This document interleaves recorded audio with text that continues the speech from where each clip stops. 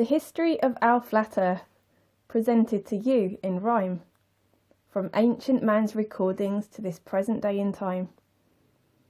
Every ancient culture written within their scriptures believed the earth was flat and still, from the Mayans to the Egyptians. The Vedics, Nords and Incas, to mention but a few. Come summer, autumn, winter, any season they just knew that they were going nowhere, unlike the celestial bodies, like clockwork right above them, in the sky, no less than godly. They trusted their own senses and lived in harmony with the land, unlike us senseless morons who have failed to understand a need for symbiosis, an exchange of energy. It seems we have psychosis and derangement presently. Currently, we're as dirty as a species can ever go. So whatever shape our earth is, our relationship with it is low. So what happened in between to make us change our minds and to chop down everything that's green and forget we are divine? Let us take a peep at the foundations of our beliefs. Could they be made of sand and straw? I present to you the history in brief. Pythagoras of Samos, around 500 BC, a Greek mathematician and philosopher, took the lead. He entered uncharted territory and made his notions clear, theorising hypothetically the earth could be a sphere. But few men in their nation took his notions far on board. Said to be the first Freemason by many folks, can't be ignored. Fast forward 100 years and we come to the brains of Plato, another Greek philosopher with a head like a mashed potato, who proposed the earth was spherical as well as being geocentric. Emphasis on the word theoretical, however well meant and authentic. His student Aristotle wrote a book called On the Heavens, presenting his new model that can be flattened in 60 seconds. He theorised that watching ships sailing over the horizon, as well as the cause of the eclipses, proved the curve, but he was no wise man. Because now with modern day telescopes, we can see this is just not the case. With multiple magnitude zoom lens, the ships stay in focus at the base. Lunar eclipses throughout history have been recorded on many occasions. To show up before reaching sunset, it was no mystery to the ancients, who spoke of a body called Rahu that was said to obscure the moon. How can it be the earth shadows in these cases on a sunny afternoon? 250 BC, Eratosthenes, another Greek dude in his sticks, came up with a crazy hypothesis based on mere presumptions and tricks. He measured the light and the shadows with his sticks on parts of the plane, assuming the sun to be so far away. The conclusions were wrong once again. However, if we use plane trigonometry, the distance of the sun's not that far, which leads us to ponder the oddity of presumptions that seem quite bizarre.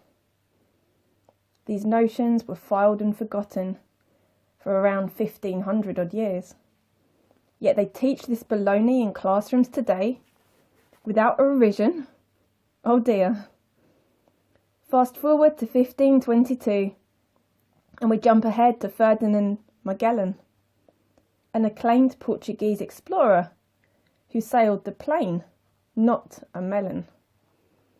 It was then claimed that circumnavigation meant the earth was a ball, not a plane, once again fooling their nations to fall for this globalist game. In 1543, Nicholas Copernicus, days before giving up the ghost, published his book on the revolutions of the celestial spheres. Now, that's close. Then came the Copernican revolution. Yet even by his own admission, he claimed it was just a hypothesis. Therefore, why should anyone listen? Danish astronomer Tycho Brahe argued against the proclaimed model. Unable to see stellar parallax, wrote Copernicus off as an oddball. At the beginning of the 17th century, Tycho Brahe began the construction of the largest ever observatory to date, with help of Emperor Rudolph's instruction. German astronomer Kepler was accepted as Brahe's apprentice. Kepler, however, was kept from astrodata, but his will was relentless. The two finally came to blows, and Kepler was turfed out of the joint. 1 year later, Mr. Brahe forgave him, to his detriment and final endpoint. 1 month later, Brahe dropped dead. Mercury found on his moustache. Kepler, the most likely culprit, must have been having a laugh. With access to all of the data and the observatory, he now had free rein, which he utilised, of course, to greaten his Copernican spiel once again. In 1609, astronomer Galileo Galilei purchased one of the first telescopes his misinfo still put out today. Interpreting observations based on the Copernican dream, assumptions are by no means foundations, and things aren't always what they seem. Then came the next bright spark, Newton, with his convenient theory of gravity. Knowing that if the Earth spun around, we would all be in major calamity. So he pondered this under an apple tree, and one day one fell on his head, followed by a sci-fi catastrophe. For generations we have all been misled. 'Cause no one has ever found a graviton. It's all just speculation and theory. Just as we witnessed a hot air balloon, buoyancy is the force at play clearly. He claimed that this very same G-force was responsible for dragging a ball around our celestial body, the sun. Right, of course, it makes no sense at all. In 1773, Captain Cook, the first modern explorer, circled the Antarctic wall in search for a gap in the border. His journey took 3 years for completion, on a 60,000-mile trip.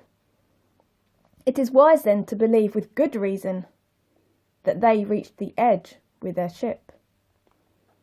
In 1783, the hot air balloon was invented, and the horizon rose to eye level, you see, as they floated in mid-air, suspended. Prominent writers gave accounts of what they were able to see. To their very shock and astonishment, the earth appeared as flat as can be. Then came good old Henry Cavendish in the year 1797, who came up with some really outlandish pseudoscientific suggestions. Hanging big balls side by side, suspended in his shed, in attempt to prove Newton's gravity by observing the motions of lead. Good old well-to-do British, full of balls, only a hint of brain. His experiment was questioned by critics and never repeated successfully again. In the mid-1900s, a Frenchman named Gaspard Gustave Coriolis pioneered another extension to the fairy tale, and many now know this. By flushing water down a sink, he believed this pale demonstration gave proof of a ball earth that spins round and round, but it had zilch to do with location.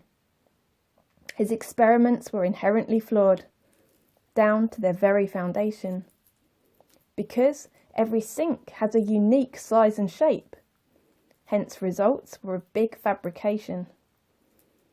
In 1864, a doctor named Samuel Rothbottom shook up the flat plane once more, presenting his views not so common. His book was called Earth Not a Globe, and stirred up the scientific community. By observing what is under our nose, It is clear what we are taught is just lunacy. He conducted a number of experiments involving the Bedford Canal, accumulating a pile of evidence, demonstrating with great rationale that water remains at a level, that water just does not curve. Samuel, an early flat earth rebel, came equipped with a whole lot of nerve. In 1861, George Airy conducted the Airy's failure, effectively disproving Earth's rotation. The findings were not in his favour. The Michelson-Morley experiment could not prove Earth's speed through space. Once again, it provided more evidence that the Earth don't move. Time to lose face. Lady Elizabeth Blunt, upon Samuel Rothbottom's passing, founded the Zetetic Society, along with a journal long lasting. Then came the work of William Carpenter, 100 Proofs the Earth Not a Globe, demonstrating the shortfall of curvature and keeping mainstream on its toes. In 1892, Alex Gleason published a flat map of the world, in hope that for all the right reasons, it would replace other maps in a whirl. In 1893, Gleason published his book, Is the Bible from Heaven? And Is the Earth a Globe? For the public at large, posing two fundamental key questions. In 1899, Tim Winship published Zetetic Cosmogony, a South African man with intrinsic information, yet another great prodigy. In 1903 marked the beginning of those magnificent men and their planes, demonstrating that the Earth doesn't spin and that we live on a stationary plane. The famous Sagnac experiment was an extension of Michelson-Morley, and if ever you were seeking out evidence for a still Earth, then this is one surely. In 1914, William Westwood wrote the book, Does the Earth Rotate? No, followed by the brilliance of Hickson and his flat Earth book, Kings Dethroned. The Nicholson-Gale experiment vouched for a stationary Earth. The establishment were getting quite desperate as the people saw the flaws in their work. In 1916, Albert Einstein had his moment, but not an epiphany, and put a new twist to the timeline with his theory of relativity.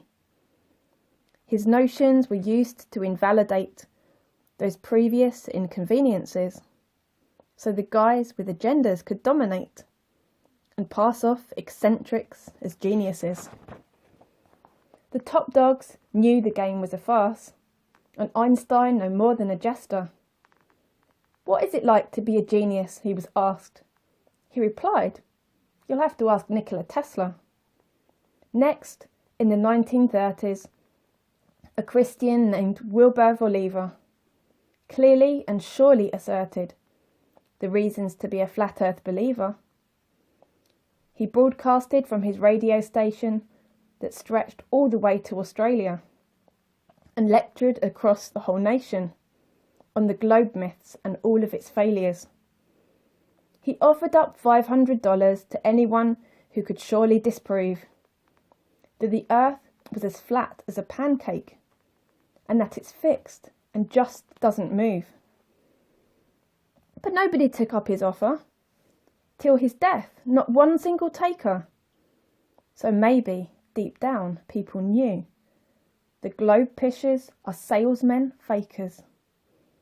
After the Second World War, German scientists formed a group known as NASA, an acronym for Not a Space Agency.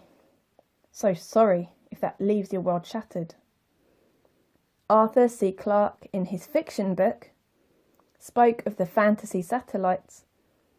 1 decade later, the Aerocrooks supposedly sent one into the night. Floating in low Earth oblivion, unfazed by the thermosphere's heat. Apply logic and the concept is silly, and more like a con than concrete. The International Flat Earth Research Society was founded by Samuel Shenton. In the late 50s he lectured in schools and on telly and attracted attention. An astronaut by the name of Gus Grissom spoke openly about all of his doubts, that NASA would make it to the face of the moon. He was later removed, taken out. In 1969, Neil Armstrong was the first man to not land on the moon. I'm sorry to say, beg your pardon, if you believe that, you've been very well groomed.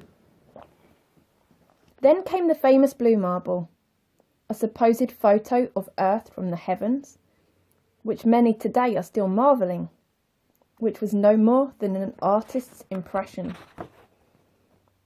To ensure that all flat Earth inquiries in the future were met with fake leads.